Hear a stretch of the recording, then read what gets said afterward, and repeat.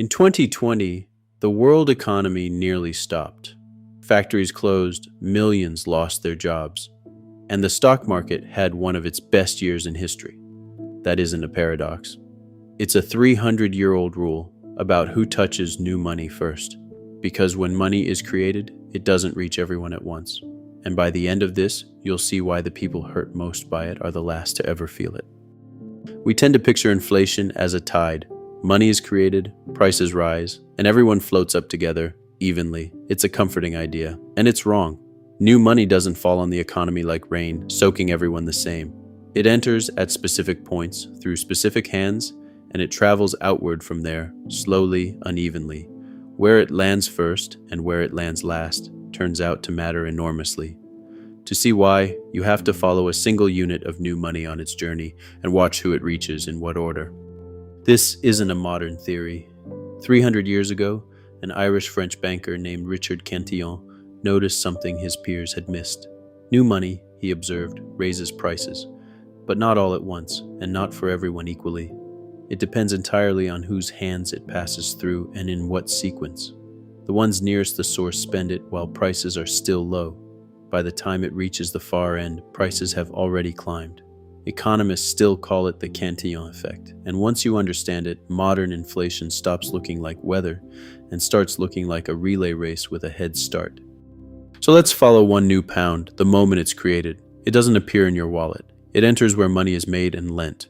Banks, financial institutions, large borrowers, the players closest to the tap. They get it first, while the rest of the economy hasn't changed at all. Prices are still yesterday's prices, so what do they do with it? They put it to work, buying assets, stocks, bonds, property, and because they're spending new money into a market that hasn't yet noticed, they buy at the old price. The money has entered, but for everyone downstream, nothing has happened yet. That advantage of being early is the whole game. But that money doesn't stay still. As the first holders spend it, it becomes someone else's income. A seller, a contractor, a firm, who spend it in turn. And here's the part most people miss. As the money ripples outward, it pushes prices up behind it. Each new hand it passes raises demand a little more, and prices climb in its wake. First for assets, then for everyday goods. So the further the money travels from the source, the higher prices have already risen by the time it arrives. The people near the start spend it cheap. Everyone the wave has already passed is now paying more. The money is the same. What's changed is when you receive it. Which brings us to the end of the line. Ordinary workers who receive new money last through wages. And wages are slow. They're set by contracts, by negotiation, by habit. They move long after asset prices and shop prices already have. So by the time the new money finally reaches a paycheck, the rent is higher, the groceries are higher, the homes are further out of reach. You receive the same pounds, but they buy less than they would have if you'd been first. You didn't lose money, you lost your place in line. That is the quiet cost of being last. If that sounds abstract, you live through the clearest example in living memory. In 2020, central banks created money on an enormous scale. Watch where it went first. Stock markets didn't just recover, they hit record highs within months. Home prices surged. Anyone who already owned assets watched their wealth climb. Meanwhile, unemployment spiked, and wages, for those still working, barely moved. The people first in line, the asset owners, were made richer. The people last in line waited for paychecks that bought less. The gap between them widened faster than in years. That is the Cantillon effect, not in a textbook, but in the decade you just lived. Now, the honest part, because this is where it's easy to overreach.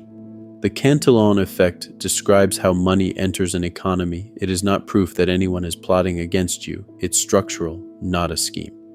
Economists genuinely debate how large it is, and it never acts alone.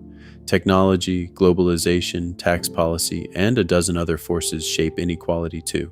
And there are deliberate counterweights, progressive taxes, direct payments to households, benefits designed to reach the last in line first. So this isn't the single cause of everything. It's one powerful, overlooked mechanic, and seeing it clearly is the point. So what do you do with this? You can't choose to be first in line, but you can understand the game the line is playing. It's why simply holding cash quietly loses. Cash is always last to the party. It's why owning a piece of the assets that move first, however small, changes which side of the wave you're on. And it's why inflation is too blunt a word. The real question is never just how much prices rose, but who got the money before they did. Once you see money as something that arrives in an order, first, then later, then last, you can't unsee it, and you start reading the whole economy differently. New money is never neutral. It reaches some hands before others, and that order, invisible and rarely discussed, quietly shapes who rises and who falls behind. You can't change the order, but you no longer have to be surprised by it. Next time, we'll follow the money the other way and ask where it ultimately ends up and why it keeps pooling in the same place. Until then, watch who gets it first. Thank you for watching.